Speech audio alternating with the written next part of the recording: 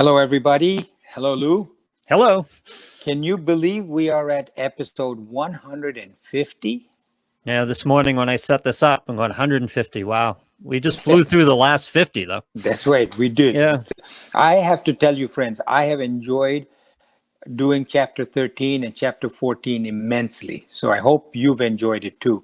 It is the very philosophical parts of the Gita, chapter 13 and 14. This has been a great journey. And again, a lot of this is stuff that we heard before in the first few chapters, but now we're much more equipped to deal with it. Makes more sense to us now. Very enlightening. We get another few layers down on all this information. Right.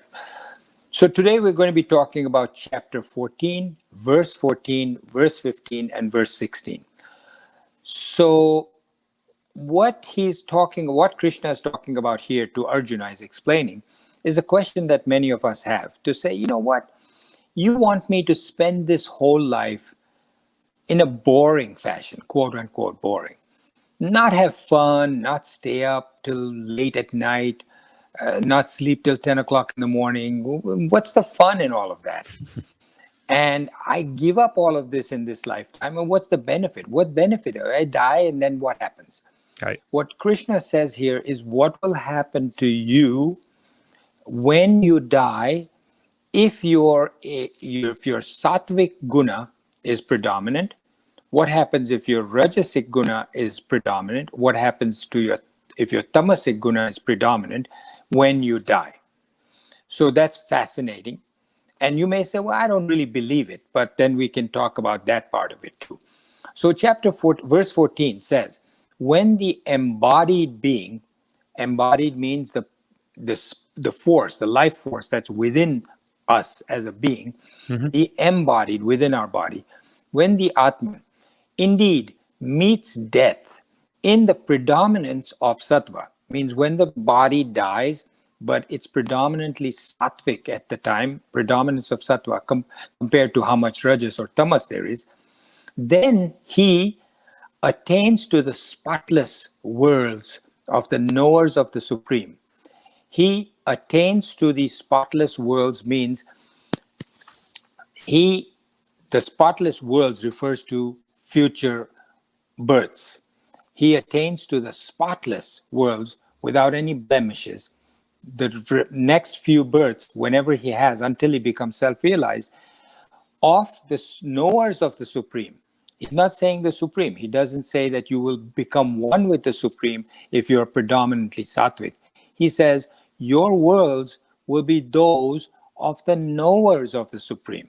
So essentially he says you will be born in families of those people who are on their way to knowing the Supreme also. A complicated way of saying is that when you're sattvic and you die, you choose your parents and you choose the environment in which you're born in your next life as being very sattvic. So the scriptures at some other place say that when you're born, because you're extremely sattvic, you've done good karmas and good deeds, you have a choice of where to go. The person who has done nothing but bad things in his or her lifetime doesn't have a choice. He gets born in what's known as an evil womb. But a sattvic person gets to choose the parents and the family that he comes into. And he gets to choose a family where he can use the wealth that they have, because they're usually wealthy, they're spiritual, they're good, decent people, and they allow that child to follow his dreams of being more sattvic. They don't push him into saying you've got to go into business or doing something that's apart from the journey towards self-realization. Lou, what do you think? Did I make that clear enough? Or Yes. Okay. When you're sattvic, you generally return with like-minded people, which helps your journey proceed. Well explained. Yes, yeah. That's exactly what it is.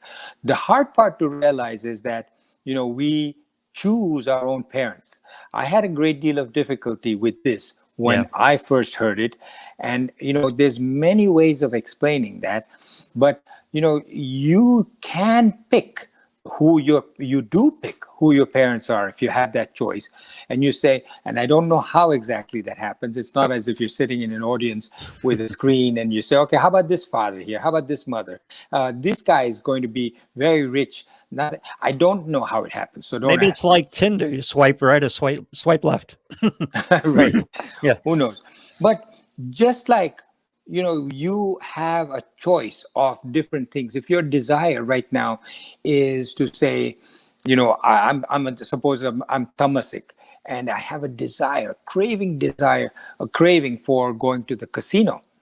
And at the same time, I've got chores to do, and I've got to go to work, and but my desire to go to the casino is greatest. What will I do? I will follow that craving to the casino and say, heck with everything else. So similarly, when you have a desire after you die, and this is the part that a lot of people find hard to understand, that when you die, your desires go. Your body stays behind, but your subtle body, your causal body, your vasanas, your karmas, all continue into the next body.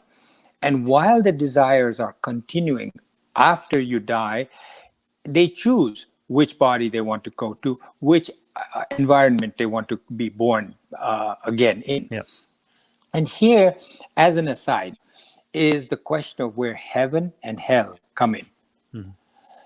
When a person dies, if he dies in a sattvically predominant state, then he's at peace after he dies.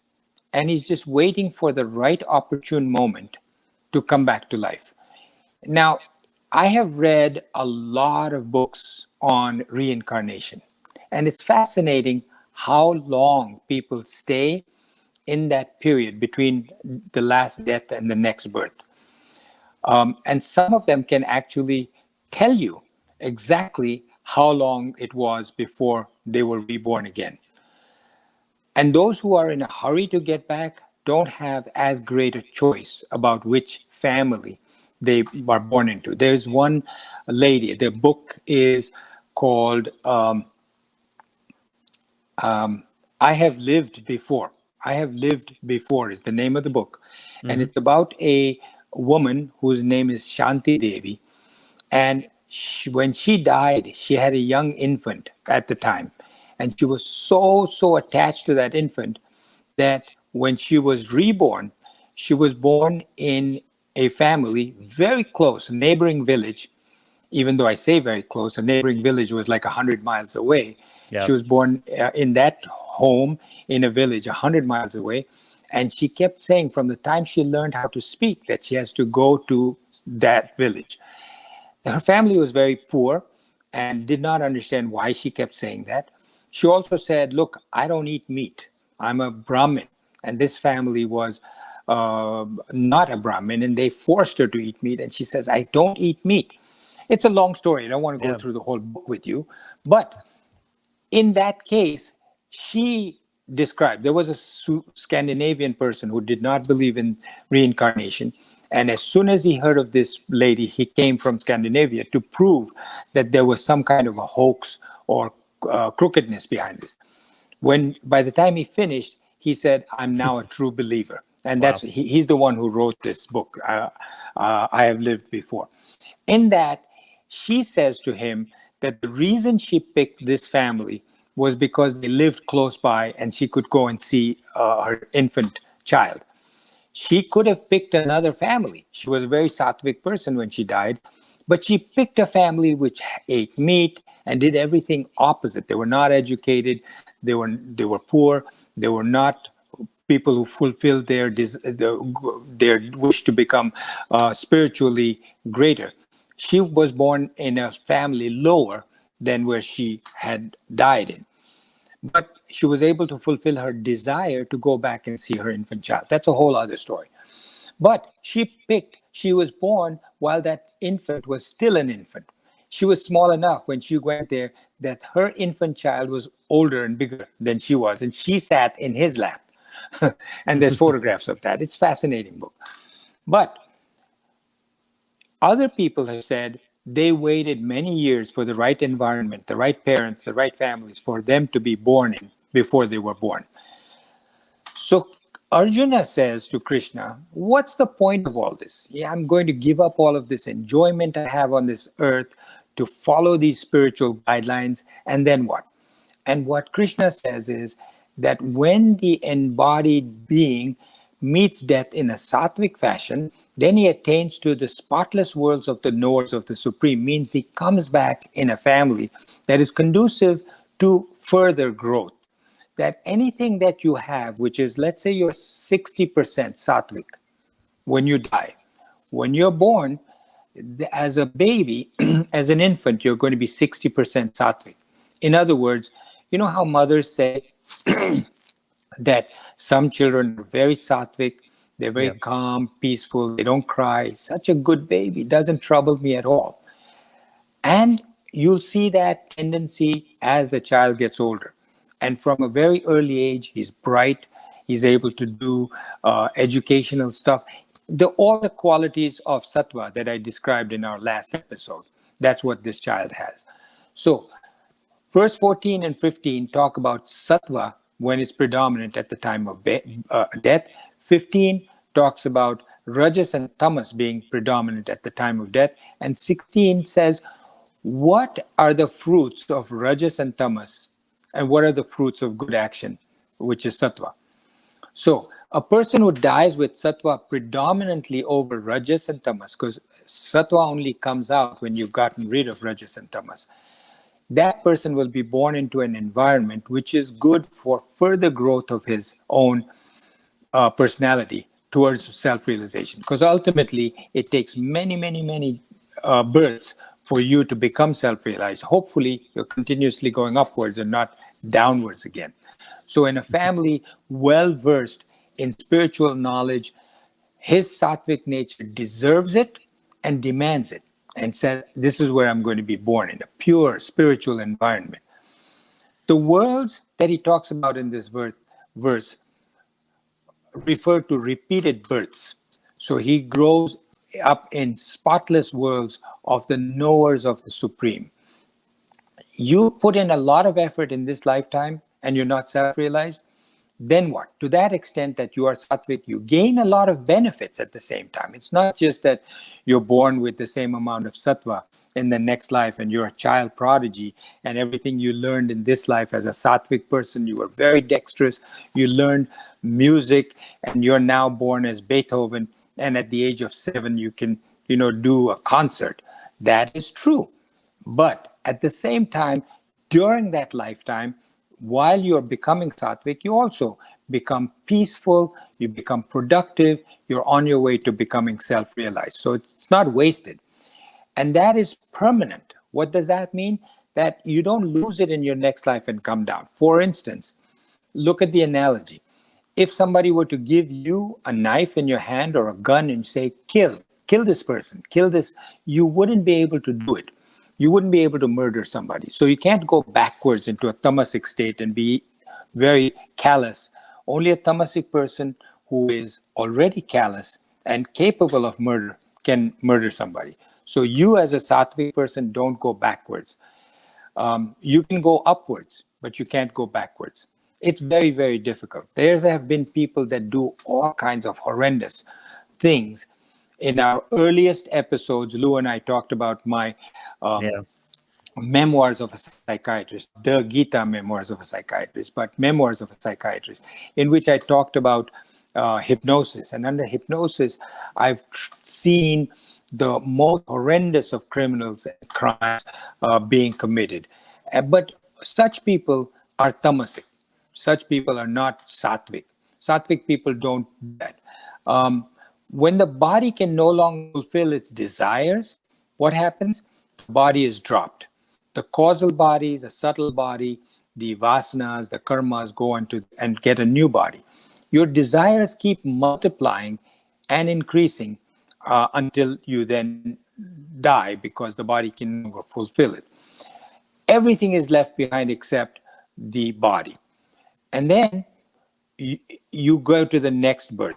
And the gunas determine your environment, just like during the day. For instance, if I said before that I want to go to a music concert, and the music concert is, at the same time as I have, an appointment with my dentist, and said, "Nah, I'd rather go to the music concert." So my desires take me there. Similarly, in the dream, so this is how it's like multiple microcosms. In a dream, the same thing happens. My desires are to drink water because I'm thirsty. My mouth is parched in my sleep. What do? I create an atmosphere that is conducive to my thirst, to fulfilling my thirst.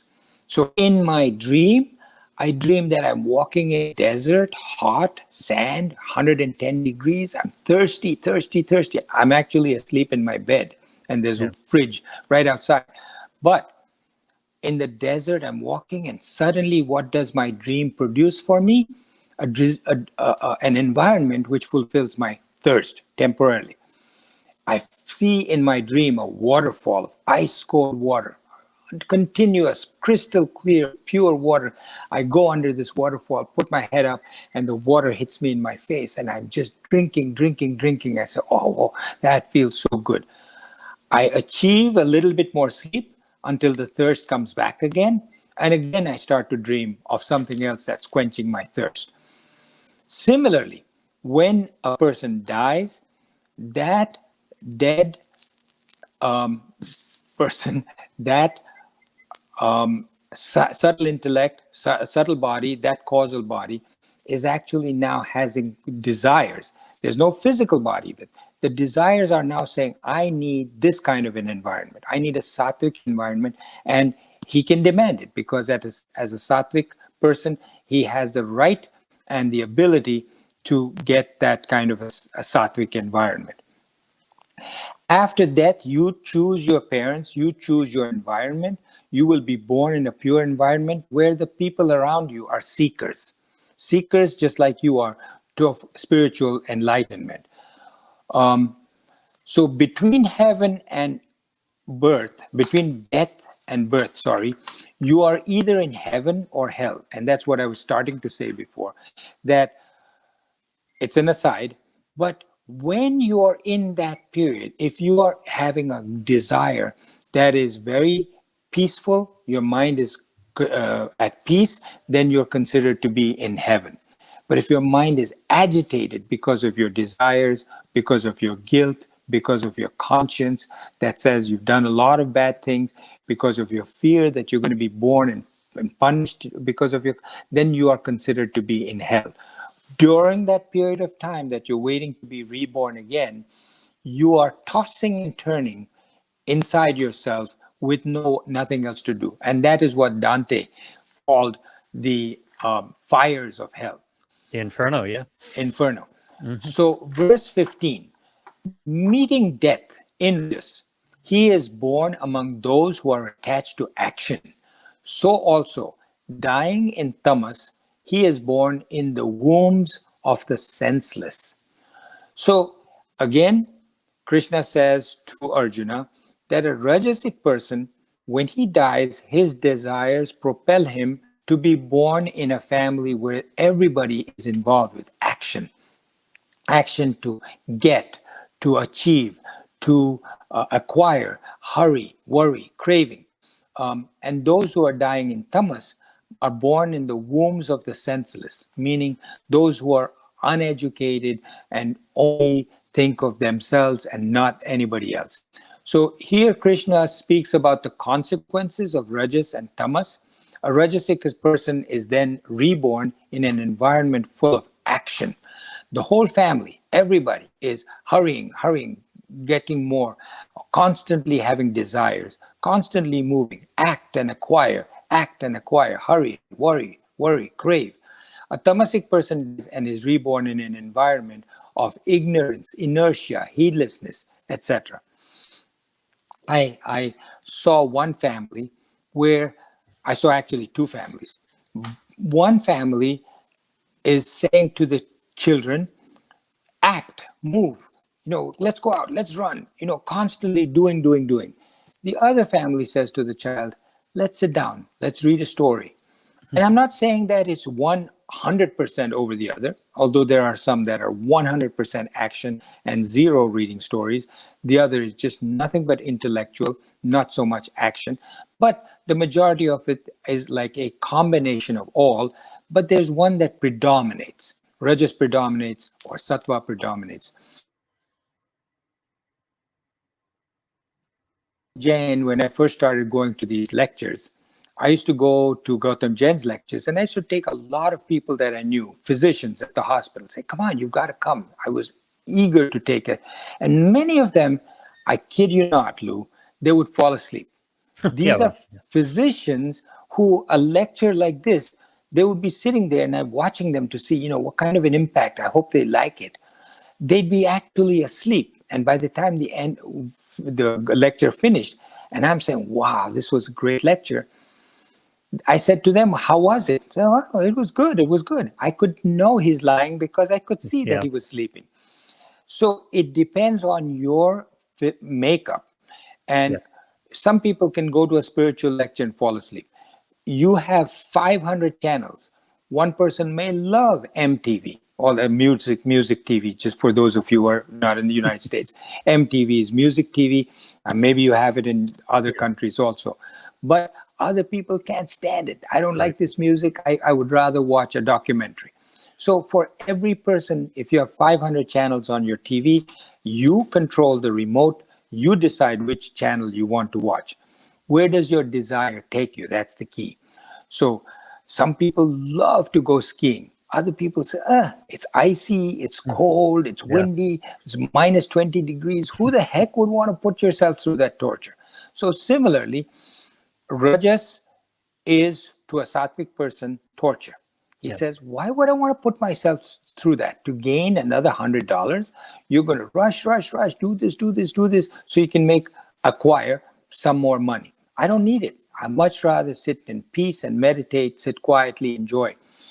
So you have, each one of us has 3 gunas, the Sattva, Rajas, and Tamas. You decide which one you are going to pamper and which one you're going to give more importance to. So just like you're sitting in front of a TV, 5 TV channels, you are deciding which one you want to watch. You can only watch one channel. Similarly, you can only have one guna that predominates. And I hope that you will agree that you want to be sattvic more than rajasic or tamasic. Right. Now, you're born with a particular set of desires, okay? Those are your vasanas. You may have 1,000,000 vasanas, but you cannot bring all 1,000,000 vasanas with you to this body. You can only bring a certain amount. And that's a given because you can't be born with every vasana there is. But every one of us is capable of having desire for greed, for money, for power, for beauty, for all kinds of things. But you have few, maybe a handful, 5, the more predominant ones, right? Some people care about money more than anything else. Other people care about beauty more than anything else. Third group cares more about power and fame. So you're born with like 4 or 5 key vasanas. Those vasanas are known as prarabdha, P-R-A-R, prarabdha vasanas. Prarabdha vasanas, they need immediate fulfillment. Those prarabdha vasanas that you are born with, they demand immediate fulfillment. So they propel you to a new birth. Same as during waking life, you wake up with many desires. You wake up and you say, oh, nice, today's Saturday. What can I do? I can go to Starbucks and I can have a nice coffee and this, eat, or I can go here, I can go to my friend's house, I can go to my house, I can go to the park. You have many desires and you're getting up, you brush your teeth, you start getting a shower, and then one desire is more predominant than others. So you follow that one desire. Out of all your desires, the one which needs immediate fulfillment props up and you then say, okay, that's the one I'm going to do. The difference between animals and humans, animals also have prarabdha vasanas, but they live out their entire life just fulfilling one vasana. And it just keeps going from the day they're born to the day they die. That's their only vasana, and then they just keep doing it. A human being can, through knowledge and devotion, knowledge and bhakti, destroy a lot of the vasanas in this lifetime. And that's the difference between a human being and animals. You can basically get rid of a lot of your vasanas in order not to become self-realized, but to get closer to that self-realization. If you can get from 0, which is not 100, which is self-realization, but even if you get from 0 to 10, you're ahead of the game. Now, verse 16 says, the fruit of good action, they say, is sattvic or pure, while the fruit of rajas is sorrow, and the fruit of tamas is ignorance. It's pretty self-explanatory. It says, rajas, if you're rajasic, it produces sorrow. And we've explained this before, that fulfillment just of your own sense organs, sense pleasures, always in the long run produces sorrow. May get immediate gratification, but in the long run, it's sorrow. Tamasic desires produce more ignorance. Now, what does sattva produce? Somebody who's a novice says, oh, sattva produces self-realization. Sattva produces peace. Sattva does not produce anything. Rather, good actions, selfless actions, self-deeds produce sattva. So by doing good actions, it's an upward cycle. By doing good actions, you're getting rid of rajas, you're getting rid of tamas, so sattva is produced. So sattva is the effect of a good action. Sattva is not the cause of good action. Sattva is the result of good action. When you act for a higher cause, when you focus on higher values to help other people, the effect of that purity is sattva. When you remove tamas and rajas, sattva shows up, which means sattva is already there within each one of us. Just like Atman is already there within each one of us. Sattva is there. You just need to show it. So if you see silver, right? My wife sometimes, when we're having guests over, has a whole bunch of silver things that she takes out, and we take this silver polish to clean it. I don't know if you've ever done that, Lou, but no. Many people have either some kind of metal, brass or silver. Yeah. You know, it gets tarnished, and the silver appears like gray or black in color. And you take this silver polish, and you take a piece of cloth, and you wipe the polish on it, and you keep rubbing it, and the tarnish goes away, and it starts shining like brilliant silver, like Krishna himself. So it starts shining. That taking off that tarnish with that silver polish is like taking the rajas and tamas away, and then the sattva starts to shine. Your Atman is in the pure sattvic state. It is covered by rajas and tamas. By good, clean action, you're eliminating rajas and tamas, removing desire, removing the action-ridden, desire-ridden cravings, and removing ignorance. So reduce and remove your selfishness, and your sattva and your own Atman will start to shine through. So I feel my throat is dry, talking of dry throats. So let's stop here, and we'll continue next time with episode 151. And thank you for joining us.